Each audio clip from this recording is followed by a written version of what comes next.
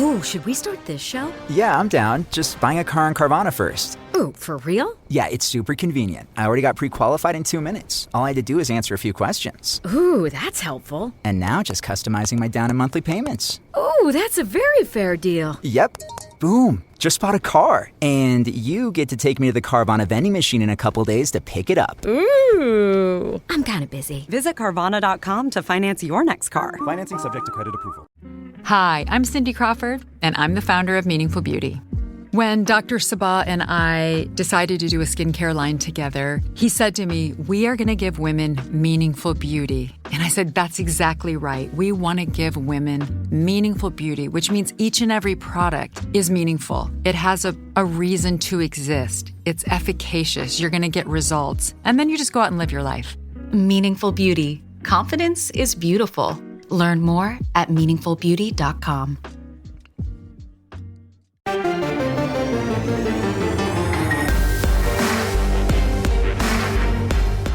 Welcome to the PowerCat Podcast, GoPowerCat.com's Kansas State Athletics Show. Make sure you're subscribing to our show at Apple, Spotify, Amazon, or wherever you get your podcasts. Now, from the GPC studios, here's your host, GoPowerCat publisher, Tim Fitzgerald. It's another edition of the PowerCat Questions podcast as football gets even closer. It's almost here. Tim Fitzgerald, Zach Carlson, Cole Carmody, and Ryan Gilbert from the GPC studios in my beautiful suburban home right here in MHK. Working on an NIL deal, guys. We can't discuss it quite yet, but it's going to be really cool. Thank you, dude. It's going to be really cool. Speaking of cool, we got something really cool coming from Cole Carmody. Colesy Wolsey will be announcing something on, that sounded horrible, on Friday. Right? This Friday, we decided? This Friday, yeah. Okay. We'll be breaking that out on Friday. An exciting new addition to the Go PowerCat lineup for your football season. I'm pretty fired up about it. But I'm really fired up about this podcast because we are getting ever so much closer to football season. It is Tuesday as we record this. We are fresh out of a press conference with Van Malone, associate head coach, and the three position coaches on the defensive side of the ball, Coach Tui, Coach Stannard, Coach Wyatt. And it was good. It was really good, and I just love Van Malone. That's my whole walk and talk. It's like a man crush on. He's amazing, isn't he? Van Malone. And I started off the walk and talk with I always think one thing whenever I'm in a situation when I've got Van Malone around me, and I said at the end of the press conference, Wyatt Thompson leaned over to me and spoke the words that were in my head. How is this guy not a head coach? Someone's got to hire him. I'd be intrigued to watch what happens, and he deserves that shot. Speaking of shots, make sure you go to the Fridge Wholesale Liquor and buy you some. They don't come in individual shots, although you can do that. Get the little fireball ones for your tailgate, easily to conceal for sneaking into football stadiums. Hypothetically speaking, I'm not encouraging you to sneak in liquor. Put it in your cowboy boot. I've heard that always works. Yeah, there's other places you can put those things that nobody will find it. Anyhow, they have that at the Fridge. You can get giant, the real size bottles of Fireball for your adult shots. I don't know why you're buying Fireball. Anyhow, they've got all kinds of stuff. They got everything you need, whether you're a wine person, a beer person, a liquor person, or a milk person. Do they have milk? I don't think they have milk. I don't think they have anything that expires. They have muscle milk at the Fridge? They probably do. I bet they do. Because once you get your lift on, you want to take some bourbon. The Fridge Wholesale Liquor at the corner of this and that. I'm not even going to try to say the streets ever again. Right here in Manhattan, Kansas. Man, that was a read. That was good. That was almost like adulting for me. Guys, let's get rolling with your questions from Wabash Station. This is the drill. Our VIP members ask us the questions. Everyone gets to hear them on this podcast. It is free content, so we don't cover a whole lot of recruiting, but we do get into team stuff quite a bit. And if you're not a subscriber to Go PowerCat, stay tuned. Around the end of this month, you will want to take advantage of the offer that is coming. And here's an offer you can't refuse. I watched The Godfather the other night with my wife. My wife's never seen The Godfather. So now you're the one making Godfather references. Oh, yeah. Brando's awesome. Who's got the questions? Ryan Gills Gilbert, you go. Okay. I chose you. KSU number 1 asks, do you expect a quarterback besides Adrian Martinez or Will Howard to play in week 1, assuming no injuries for this question? I think so. Wouldn't you, Zach? I do. I think that best case scenario is Adrian Martinez plays the first half, maybe less. You let Will Howard play at least a quarter. I think they'd go. You think you'd go full half with Adrian? Probably into the third, just to so he can get cycle after through halftime. Yeah, I get that, but I think that you play him for a half, you play Will Howard for a quarter, and then whatever series after the third quarter, hopefully you're up by enough that you can put in Jake Rubley, you can put in Jaron Lewis, you can put in whoever you want at that point. I don't think Will Howard plays in week 1. I do think that if there is a way to redshirt Will Howard until they absolutely need him or they feel like he is going to give us the best chance to win, I don't think they'll play him. And I do think we'll see Jake Rubley. I think we might even see Adrian Laura because, really, what other times are you going to be able to see him?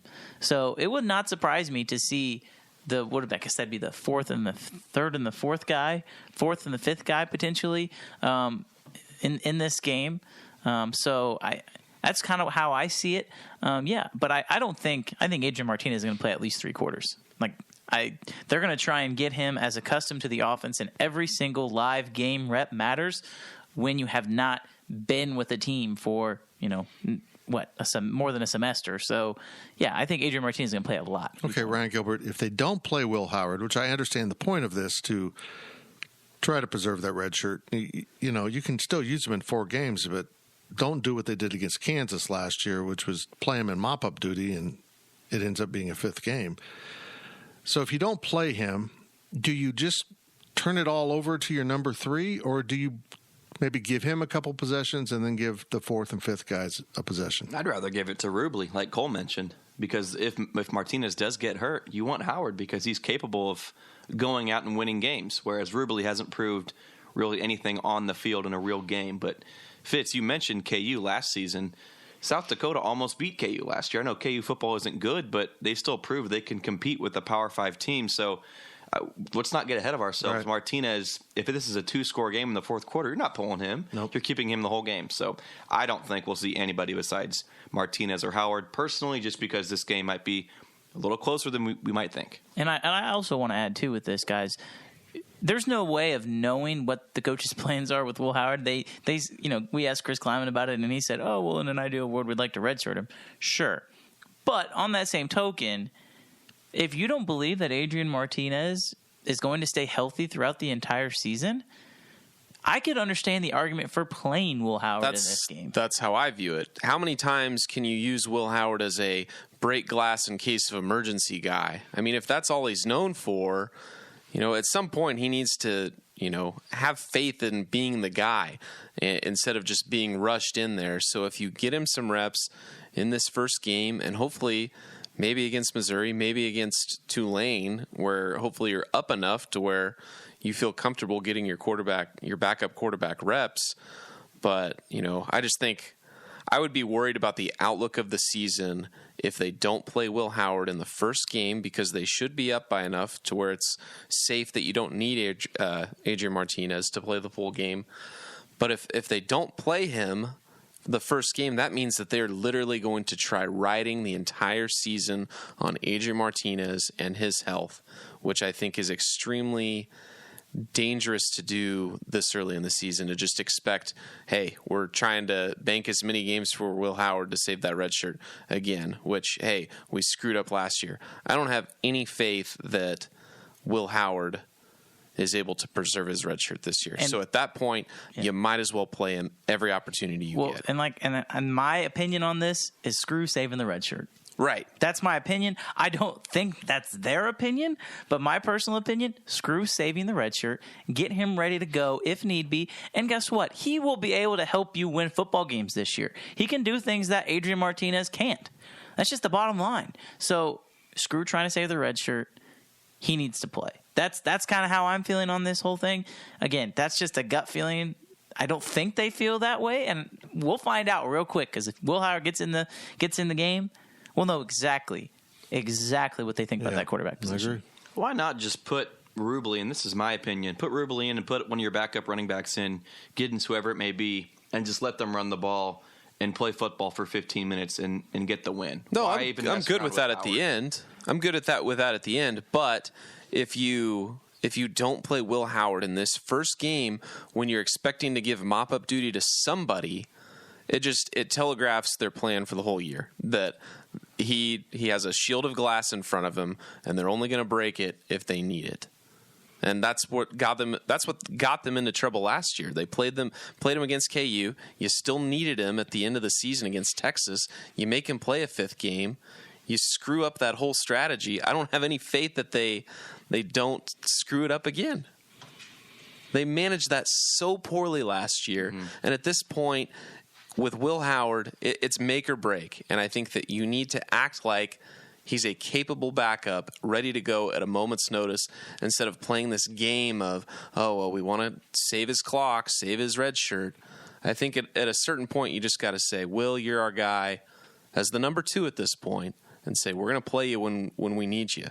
And you might as well get as much out of him as possible. Is there any chance that the mismanagement of Will Howard last year and inserting him in a useless game against Kansas that someone else could have mopped up played a role in Courtney Messingham's departure? Sure. I mean, we all visibly saw the disjointed play calling and the bad game prepping at times. But to me, that was a huge mistake. And it had been him because, Chris Kleiman lets his offensive coordinator be the offensive coordinator. He has input, but it's just the opposite of Bill Snyder. He let the defensive coordinator be the defensive coordinator because he was an offensive guy. Chris is a defensive guy, and he's been more involved on the defensive side. And I think it was a big mistake to play Will Howard in that game. It's put them in this position, which is less than desirable. You do need him for the full season. You do want him available just in case. But I think you're right, Zach. And until Adrian Martinez is removed from a game because of injury, or they only have 4 games left, you can't exceed 4 games of him playing. You get to the end of the year, and he's only played in 2, and you got a bowl game, maybe a championship game. Then you're fine. You're in good shape. So I'll just be very interested to see how they do it. And I'm kind of with Gills. If I would take whoever's the number 3, and if you're up, if you're comfortable, let him play. Just let him go play. And then maybe you dip down and give your other guys a snap or 2. It's because Howard doesn't need to play. He's played, 12 games already for K-State? Yeah. You don't need any more experience, in my opinion. It's not about the experience. It's about the reps and being ready to go. If you go. But he was thrown through the fire his freshman year. Yeah, he was. He's been through it all. I think what you'd like to see when he does play is what we've been hearing is that the game is slowing down for him. He's less rushed. He's less timid in the pocket, a little uncertain of what he's doing. Man, I tell you what, seeing him at Monday's open practice, this kid is big. I mean, he looks the part of an NFL quarterback. He doesn't have the arm, but maybe that's developing with his upper body strength. We do forget that he is pretty young, that he was a true freshman when he played and then a true sophomore. So he should just be a redshirt sophomore this year, which is kind of when you come into your prime sometimes as a football player. The elephant in the room is Avery Johnson. Yeah. Because if they don't redshirt Will Howard, that means they are expecting Avery Johnson to sit out 1 year and then to be ready to go. And so if they believe that all Avery needs is 1 year on the bench to learn behind Will Howard, to learn behind those other guys that are still going to be there, and they feel like he can make that next step to be a quarterback and play as a redshirt freshman, then maybe they don't redshirt Will Howard. I'll take it a step farther. If you really believe in Avery, like I think these coaches do, you need to find out what your other guys in that room can bring to the table. I mean, at some point it's going to weed out. If Avery really comes in and shows what he can do and everyone in the room will know it, there'll be guys transferring. You're going to need to figure out, no, you're the guy we really need to compete with him because you can beat him out. You need to figure that out, and you need to figure that out not in practice where we've seen Will Howard be successful and then struggle in games. You need to put him in game situations and figure out who is your ideal room once Avery Johnson is in purple. Game what? Situations. Game situations. Situational situations. From Sco Cats, the last time a quarterback with the last name Martinez played a game at Bill Snyder Family Stadium, he scored 5 touchdowns. How many of those sorts of performances would it take for Adrian to get some actual Heisman consideration? Really had to bring that up, huh? I think just one, because he's already shown his potential his freshman year at Nebraska. Well, I think the world will take notice of him, not just when he does something good, when he doesn't do things that are, turn it over. And when he gets rid of negative plays and has big games, then everyone's going to notice. I'm dead serious when I say this. K-State has 2 legitimate potential Heisman Trophy finalists this year. And, one's obvious in Deuce Vaughn, and the other one, if he cuts down the turnovers and continues to make big plays, he will be in there too. And if they're both at that level, this team's really good. I think K-State has to win at least 9, probably 10 games, though. In Manhattan, for Kansas, Deuce you probably or have Adrian to win. Yeah, you have to. Well, I'll say this: I think you've got to get to the 10-win threshold to get an invite to New York. You got to play in the Big 12 championship game. How many games did Manziel lose? 4? 2. 2? I think 1 or 2. They were really good. They were good that year. Shoot. Wow, there he just went. I'm leaving it in. That's who I deal with every day, folks. That's the guy, potty mouth bartender. See, I think if Adrian is in the Heisman conversation, I feel like that means that Deuce wouldn't be. I feel like if he's going to be the guy and if he's the Kansas State, guy that's going to New York City, if he's one of the Heisman finalists, I think he probably does it with his arm, throwing the ball to people that are wide receivers and not running backs, and he does it with his legs and runs for a whole bunch of yards as a quarterback.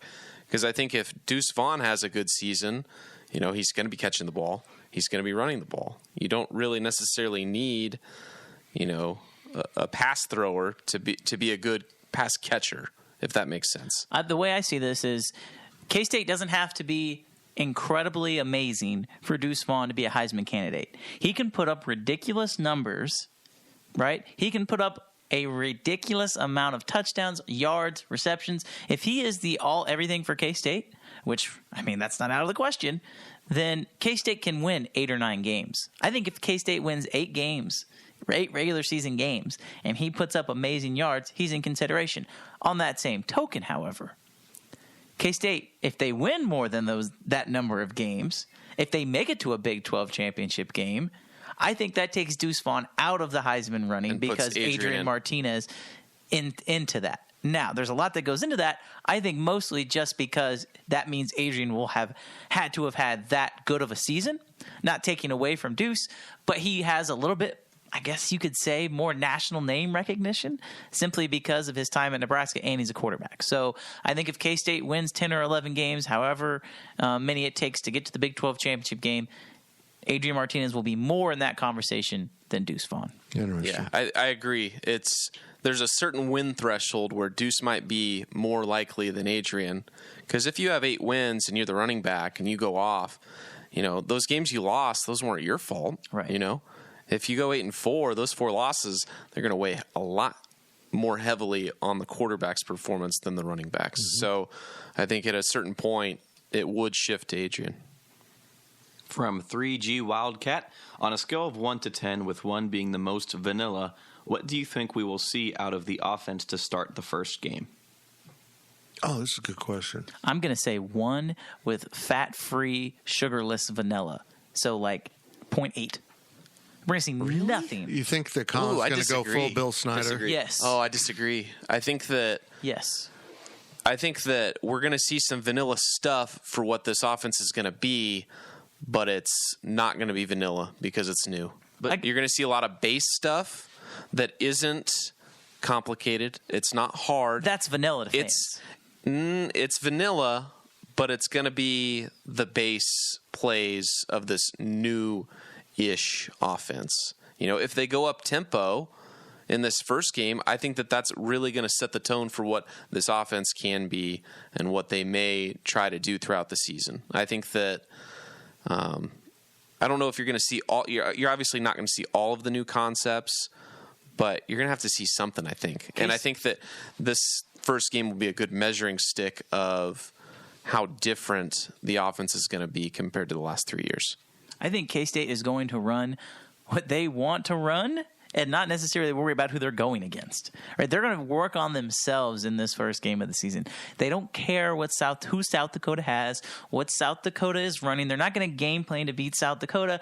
They're going to game plan to see what they can do for the next week against Missouri, the following week against Tulane. So, yeah, you mentioned base plays. That's all they're going to run. And so, yeah, it might look a little bit better than what K-State fans have been used to with Courtney Messingham, but compared to what I believe this offense is going to do, it's going to be extremely vanilla. Okay. If you took this game and put it in 2023, it's a 1 on the vanilla scale. Yes. But since it's not, and it's 2022, Fair. and it's Colin Klein's first actual game as the full-time offensive coordinator, it's going to be a 5. So a little bit of vanilla with sprinkles on it. It's cookies and cream ice cream. Okay. My point is that Chris Kleiman's a smart coach. He's aware of his surroundings. He knows how his fan base feels and how they felt about Courtney Messingham. Like you mentioned, how bland and boring it is, and that we have podcasters like us that talk about, his mistakes that he made last year, right? Everybody knows it. And so he knows how happy fans are to get a guy like Colin Klein in at coordinator. They're going to pull out probably a few trick plays or something to get the fan base excited for the rest of the season. They're not going to give out the whole playbook against South Dakota, obviously, but you've got to get the fan base excited, and Chris Kleiman's smart enough to know to do that. I think we're going to find out what up-tempo actually means. Is it snapping the ball at 10 seconds instead of 1 second? Or is it, a no huddle and you're snapping it at 25 for a few plays? I think we will learn what that might mean this first game. I think we're going to see some hand signals. That's just a completely out of left field thing for me, but it would not shock me. Last year I felt like, and maybe I was wrong, but I felt like there was not a lot of signaling from the sideline to the quarterback. It was, let's huddle up, let's get a play called from, a receiver running in, or, however they do that. No, I think there's going to be, let's get up on the line, we're going to check for the play with coach, and then we're going to go.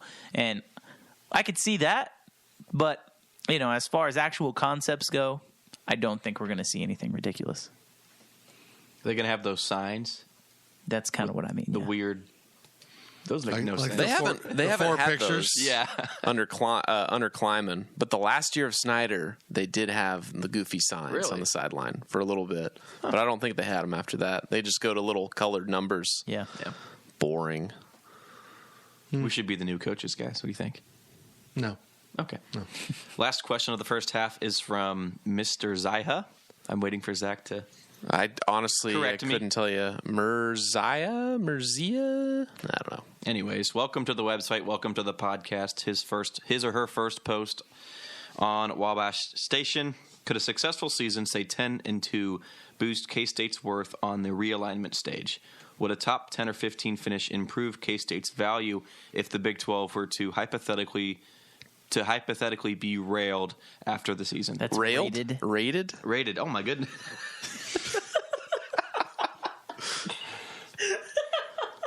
Oh, dear. Well, that's an exciting way to end the season. That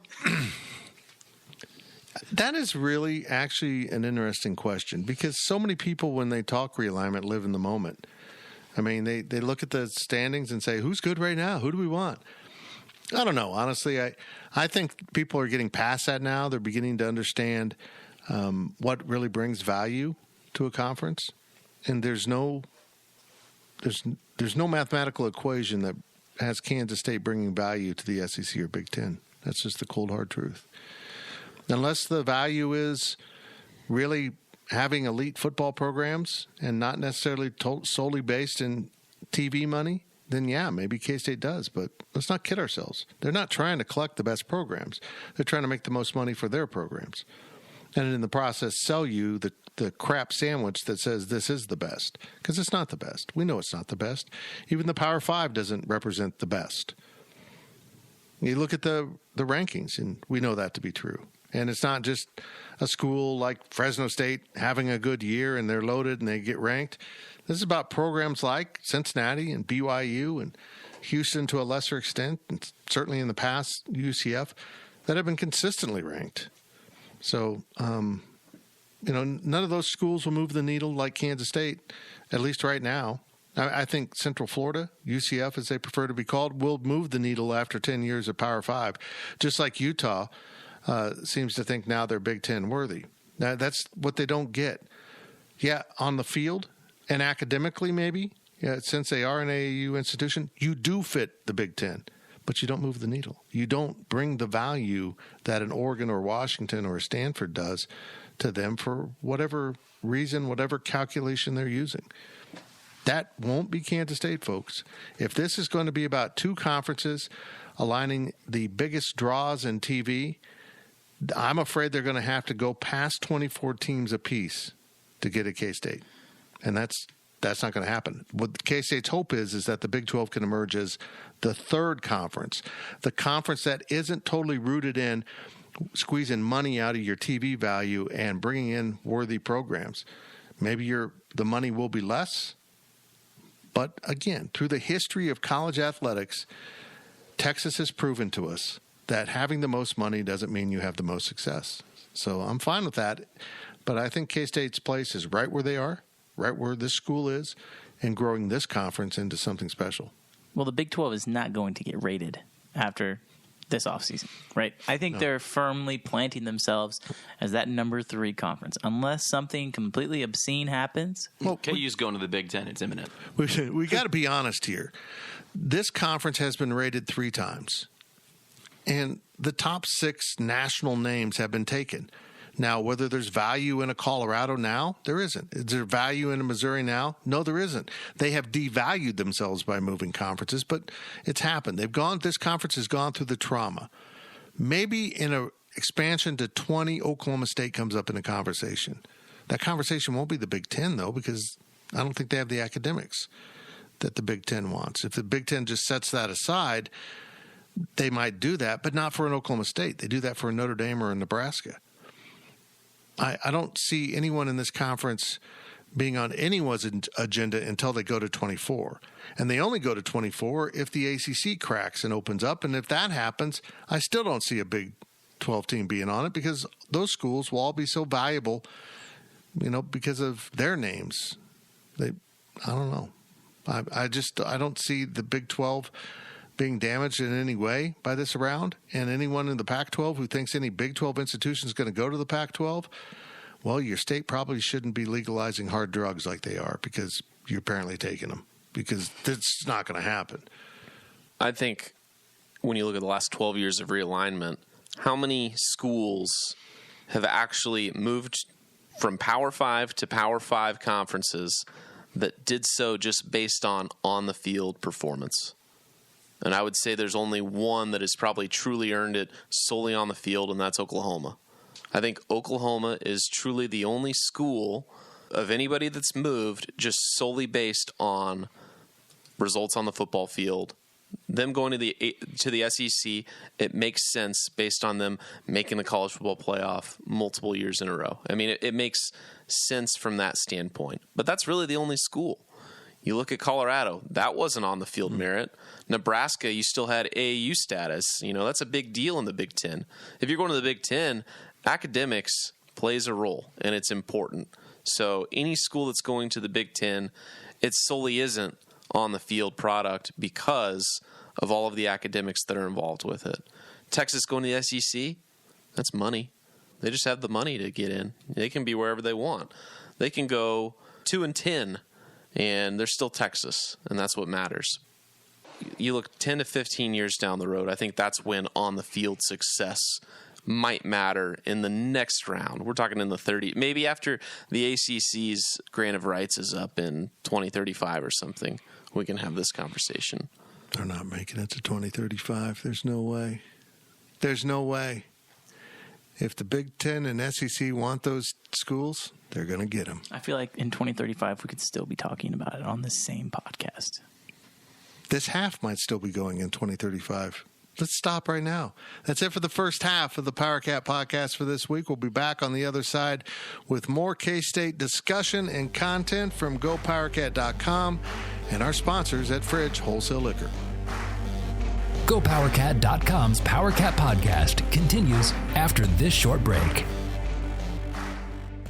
Diets and workouts, you've done the work, so why can't you get to your goal weight? That's because up to 70% of your weight is predetermined by your genetics. So while you've been told that it's all about your willpower, you're actually fighting your biology. Don't do it alone. Found's Doctor Design program uses medication as part of a treatment plan that targets your body's unique biological needs, so that your body works with you and not against you. Take the quiz at joinfound.com to see if Found's weight loss program is right for you. JamesAllen.com is the online destination to easily design a customized engagement ring and save up to 50% compared to traditional stores. You pick a diamond, whether it's lab-created or earth-created. James Allen has over 200,000 conflict-free stones. Then you pick your ring setting and metal. And if you need some help, they have real-time diamond consultations available, where an expert can walk you through it all. Get 25% off your order at JamesAllen.com code podcast. That's JamesAllen.com code podcast. Welcome back to the Power Cat Podcast. Now, let's return to the GPC studios.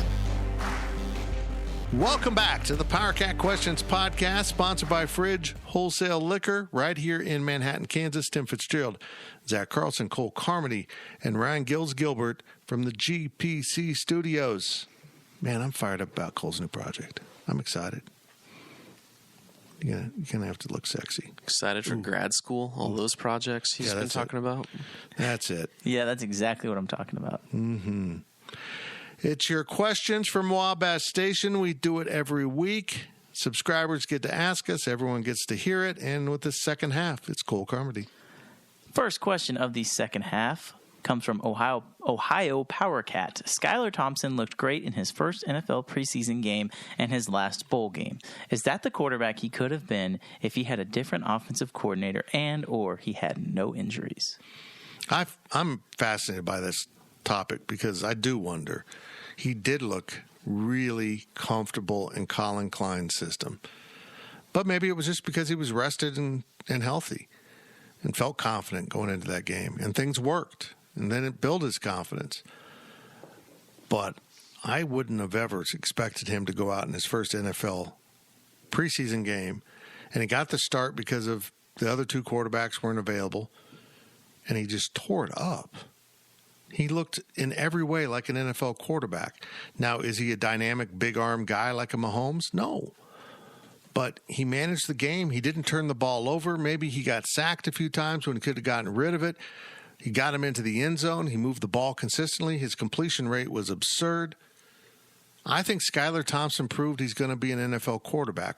If that means a starter, that'd be incredible. But at the very least, he's going to hang around on a lot of rosters because he proved the most important thing that any coach wants from their backup quarterback. The kid was ready. He was ready. And our friend Scott Reynolds, who runs the Pewter Report, which covers the Tampa Bay Buccaneers, was just blown away by how good he looked in that game against the Bucs. And I think the Dolphins are going to have a real issue here not making him the backup quarterback. Mm-hmm. I mean, they might be able to dump a Teddy Bridgewater and the salary that goes with it if you can find a third guy.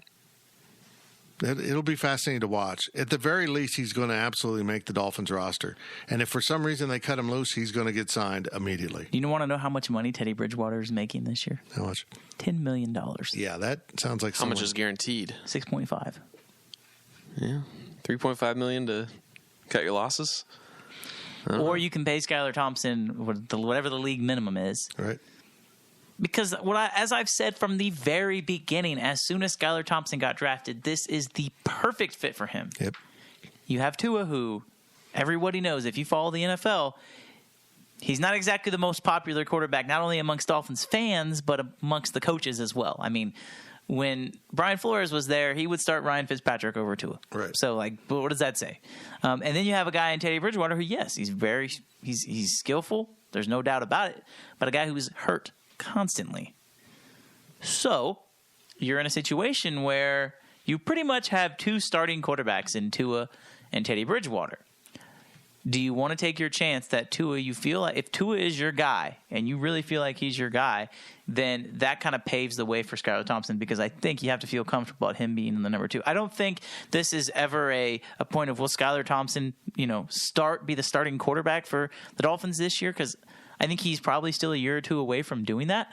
But on that same note, I mean, he did this against a lot of ones against the Tampa Bay Buccaneers, and he didn't just do this in the preseason game.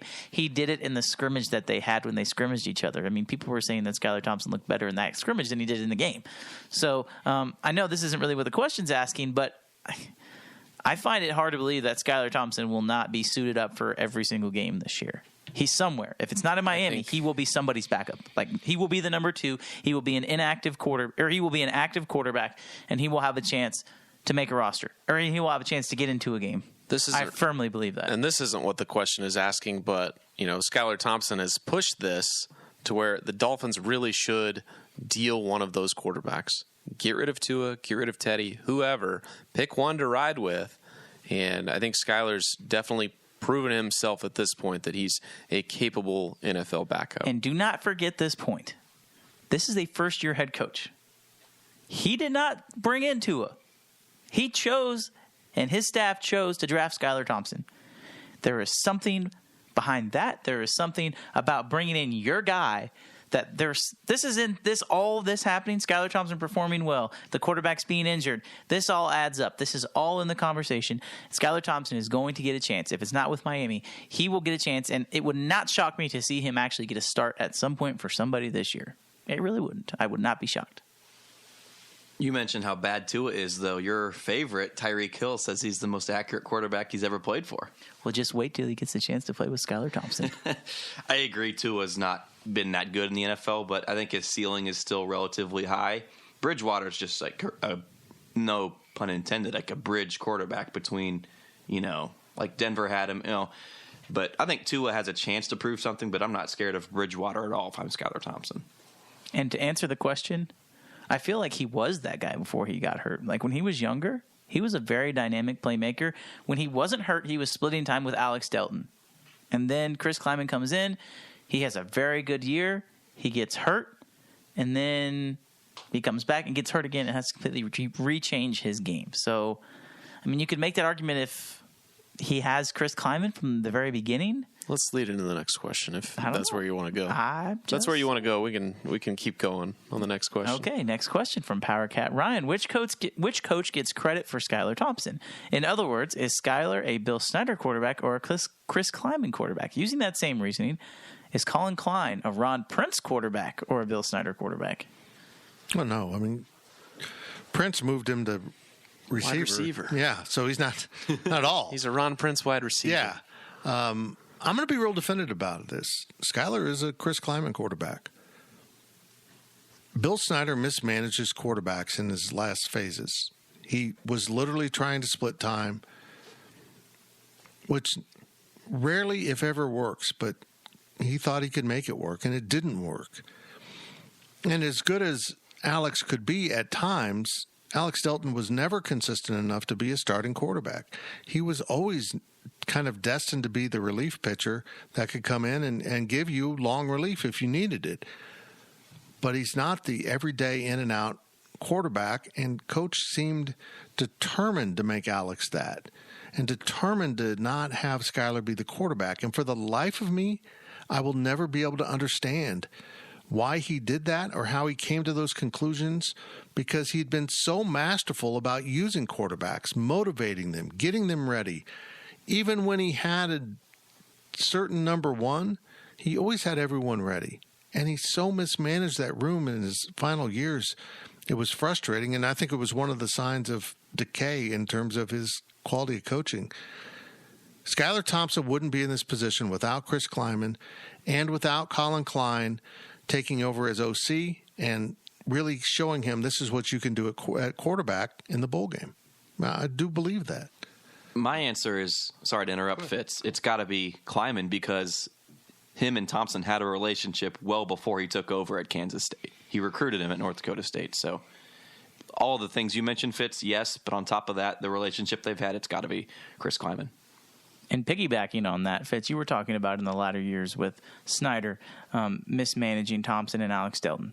Ryan and I had a show when we were on student radio, and I would say this whenever K-State would get ready to play quarterback with quarterback situations.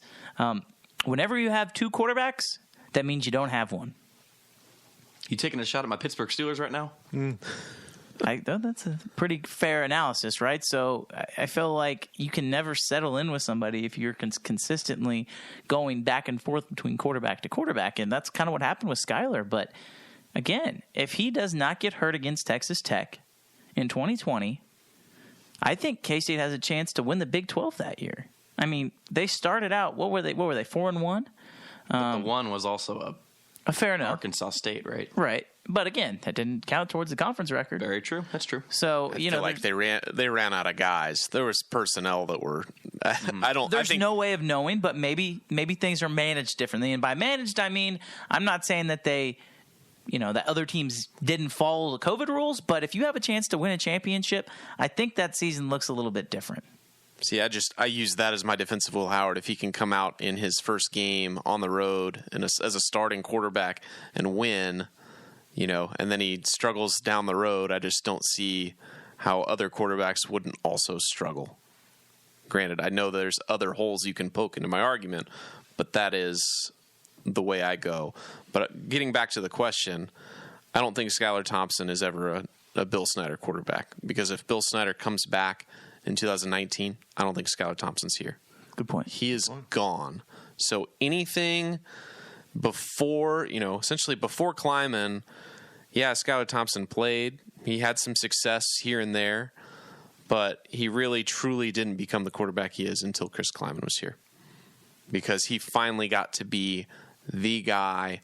And just the fact that when Kleiman came, he essentially gave him the keys to the car. This is your team, Skylar. That's essentially what he told him. And I think that is what put Skylar Thompson to where he is today with the Dolphins. It is crazy to think about what would he be remembered as if he never ever got hurt at K-State. Wow. See, I think if let's say he was recruited at North Dakota State. Let's say he goes up to North Dakota State and plays there instead of, I don't remember who bridged the gap between Wentz and Trey and Easton Stick, but he'd be right in that mix kind of, and probably he would have been playing instead of Easton Stick, but. I don't think that the trajectory of Skylar Thompson's professional, college into professional career, I don't think it's too different if he plays at North Dakota State, and he probably wins a national championship or two, and probably ends up on an NFL roster in the same spot. Mm-hmm. Very good. Next question comes from Call Me T22, who I would just like to say recently is an engaged man. So congratulations. How do you know this? To Call Me T22. Is it to you? It is not. Okay. It's me. Oh, you guys just seem to know these things. I know everything about everybody. Oh, sheesh. He says, talk me off of the ledge of this being a very fun year for K-State athletics. Football hype is what it is. Tang has optimism around the basketball program again. Volleyball should have their best team in years, and women's basketball looks top 16 national seed scary. It's going to be a fun year. I'm fired up for this year all around. Yeah, everything's going. Every time I go by that volleyball facility, I'm fired up for volleyball. I mean, that place is impressive.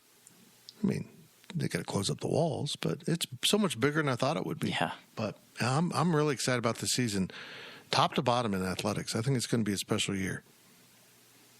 I don't want to actually answer the question. Are we supposed to actually take him off the ledge? Why are you on the ledge for success? It's like K-State could be really successful. Talk me off the ledge. It's like that GIF. It's like the Michael Scott GIF. No question about it. I am ready to get hurt again. You've seen that? I feel like that's if Is you that could what just. he means? I feel like if you could just respond in a GIF form, that's exactly the one he would use. I feel like football season. You should feel the way you feel about football season every August. You're excited to just get going again, and it's a blank slate, and you're ready to go. Basketball, it's going to be some growing pains, I think. Mm-hmm. I think it's exciting. I don't get me wrong. I think it's exciting, but I don't think it's going to be as thrilling because you're not going to be winning as many games as you would hope at the beginning. But they'll be competitive, and they'll be competitive, and it'll be fun, and it'll be new life into this basketball program. but I don't know if it'll feel different. It'll feel better because it's different. I don't know if it's actually going to be truly better. Cole, are you offended that Call Me T22 didn't include baseball in his question? No, because he understands that they're going to be terrible again. Ooh. Hot take from Cole. That is a hot take. Maybe, hopefully. I don't know. Like Is women's basketball really a top 16? They almost were last year. It could be. Yeah. They got even better this year. They got 3 All-Americans to come in. They were the 9 seed last year, so top 36 team. Mm-hmm. That's at one point in the year they were close. So okay, they got to get a lot more athletic, but I think that they got some girls to come in who are. Can Yoki break her own record? Yes. Although it's hard to see how she can get much better, isn't it?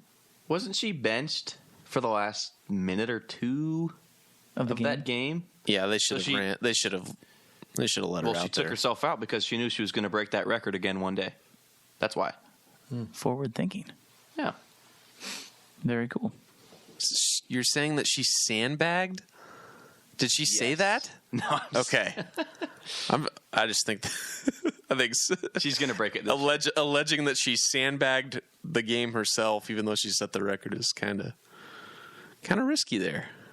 She's shoeless Joe Jackson. I'm not going to go that far. She's going to spike her competition? Golly. Goodness. Last question of the podcast comes from Go Power Ranger Cat, who has been around for 34 months. So first of all, thank you for continuously sticking with Go Power Cat. It is their second post of all time, and it is their first question. So it's a long one. Welcome. I included it. And I think I'm glad I'm not reading this one. I think this might be Zach's burner account, because once I hear the question, you would understand. No, I saw the question, and I saw it was from a new account. Or it was the first question. It was like, this just smells burner account all over it. But it is a good question. It's not my account. So first question comes from not Zach's burner. It's not me. Look it up, Fitz. Look up the info. So from Go Power Ranger Cat, Formula One's popularity blew up in the United States after the launch of Drive to Survive on Netflix. People became attached to the personalities of drivers and managers they had never heard of before in a sport they had never seen. A venture like this for the Big 12 could build connections between the athletes with the fans inside and outside of the typical Big 12 footprint and nationalize the brands if done well, while also providing screen time for athletes to assist in their ambitions for NIL opportunities, get fans to better know the athletes. What would be the interest level in the kind of media for this? Under the current media deal, would it be required to be hidden on ESPN Plus? I'm imagining each episode dives into a few games from a couple of teams, including the games they play each other. What was it, 2035 with the grantor rights deal? That's the ACC. ACC. We're still going to be talking about this question. This is a very interesting point, though. It is good, yeah. Because indications are that the Big 12 could end up with Fox and ESPN just like they are now. But what if there is an Amazon? Because Amazon wanted it in college football. Now we're hearing they don't want the Big 12, which is cool. I get that. That's fine. But what if there is someone that comes along and says, yeah, we'll take a piece of the Big 12, but this is the kind of stuff they'll show a game or two, but this is the kind of stuff they want. And through the season, they unveil like 12 different mini docs on every program. I'd rather them wait until after the season's over. Yeah. And just do a recap. That's what F1 does, is they release it every March as a season, as the new season is about to start. They release Drive to Survive, early March, right before that first race. So you get to watch it. And it's kind of a dramatic documentary recap of the last season. And they follow all the teams. I think that this type of sports documentary, it's extremely well done. I mean, you can produce these extremely well. For football, it wouldn't be much different or much harder. And you can tie it all together. You'd probably have a producer that's making a little bit more drama than what there might actually be. But a show like this, if you're going to have broad appeal, it needs to be. But I think the key to the success of Drive to Survive and shows like it is that it's on Netflix. You have to be on Netflix if you want this to work, because you need those 80 million. I mean, it's just like ESPN being able to charge so much because they're in so many different households. Netflix is also in so many different households, and that's what the exposure is. And really, 50% of Drive to Survive is about learning about the person that they are covering. It's not about the race result. It's not about that. And even the races themselves are dramatized and, I don't want to say made up, but, you know, like take like Haas last year, that episode from the most recent season. Nikita Mazepin, Russian driver, not very good, but the race that they focus on him, he's in this battle in his home country and it's raining and yada yada, and he's like, oh, you pass two people at the end to finish like 16th or 17th or something. Like, it was completely farcical as far as the result goes, but it's well produced and it makes you invested in that. Now with games between two people, it's a little different, but you know, they've done this with F1. Netflix is currently producing a PGA Tour docuseries similar to it, I believe. And, you know, stuff like this is the future of sports, in my opinion. You have to have a behind-the-scenes documentary kind of embedded film crew, at least for parts of your season, to better connect with the fans, because and connect with people that may not be fans, but they see, hey, this is in the top 10 on Netflix this week. I'm going to watch that and see it, you know. And, you know, if you start off with a K-State episode and you have Deuce Vaughn and he's just hanging out doing whatever, and, you know, he's a likable person and they cover, you know, his interests well outside of football, you know, you can connect with these athletes and create a fan base for yourselves, kind of like what this question gets at. You know, the best way to do this is to hire the film crew, the producers of Last Chance U, and you shoot it exactly like that. And instead of doing it for every single team, because obviously that would not work, not make it like a Hard Knocks Well, type they of did thing. that with Oklahoma State and KU on ESPN Plus. And I get that, but you want to do it for the whole league. No, you your have to do it right. storylines, right. You need to pick certain games, pick certain weeks where you're covering them, and if the coaches will hate it. That's the problem. Sure, but if the KU... But you got to force them to do it. Mm-hmm. There's no more... You can't be a Bill Snyder in 2022. You just can't. And I would even say that Chris Kleiman is somewhat similarly restrictive to Bill Snyder. He's better about social media. He's better about letting us come into practice. But, you know, those spring games that, you know, we would go to early on when he was having spring games, and there were certain parts where, or like spring practices, you know, you can't film after this point. The scrimmage, you can't film. Bill Snyder couldn't dream of not letting the media film a spring practice. Like, it's crazy to think about. You have to be open to everything in 2022. If the KU... There should be a camera for every locker room speech, every team meeting. Somebody should be filming everything for content, not for, you know, Big Brother type purposes, but for content. You should always be on. Would you agree that if the KU and the Oklahoma State documentaries were on Netflix, you would have a much better chance of watching it than if Absolutely. it was on it? And every single person sitting at this table has access to ESPN Plus. But you would rather watch something on Netflix than you would on ESPN Plus. Right? Yeah. So... Yeah, I mean... Because you're putting it next to other competing content. It's a habit of going to Netflix and looking for content. I go to ESPN Plus once in a while and look for content, but the way the platform's set up, it's aimed at games. This is what's on right now. And while they have some pretty good content back there, it's kind of in the background, and you're really not looking for it. I admire anyone who's gotten ESPN Plus and said, I've watched all this and all that. I'm like, I don't give a crap about any of that. Any of that. I just want to watch the games. That's why I have ESPN Plus. I think the most important thing is The Last Dance is a Netflix production. That is on Netflix. It is not on ESPN Plus. So I think from the contract standpoint, I think that the Big 12 and Brett Yormark, and maybe it's through Rock Nation, maybe you do something like that. Find a production company to do this. Hire the production company. They make it, and you sell the rights to it. and hopefully Netflix is the highest bidder.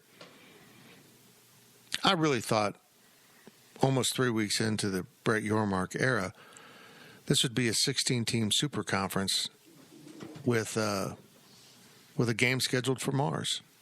I'm a little disappointed. The travel budget would just get blown by covering that game, though. It'd take a year to get there. How would we do that? I'm not going to Mars. You can go. Dig your own grave. Yeah, exactly. I watched For All Mankind. It'll not work out well. That's it for this edition of the Power Cat Questions podcast. We appreciate you listening so much. The overtime's done. We had a complaint about the overtime, and it's done. It's over. No more overtime for this year until we want to do one. We can just do one whenever we want to. We don't have to live by rules. Life of Fitz has one more episode. If I can get my guests lined up. We were just texting, and I thought we were set for Thursday, and I never got the confirmation. That's kind of like Zach and his women. Just they text and text, and then they don't text back. Yeah. Don't know where that came from, but okay. That was a nice shot. I will give you that. I'll just say that this person I am texting with would be an ugly woman. Kind of like me.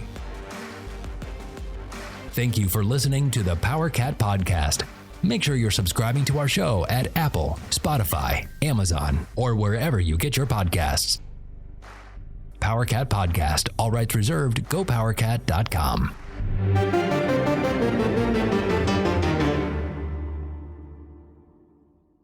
With Blue Link Plus, you can access your Hyundai Tucson Limited remotely. Doors unlocked, temperature set, lost car found. There it is. Get complimentary class-leading Blue Link Plus. Call 562-314-4603 for complete details.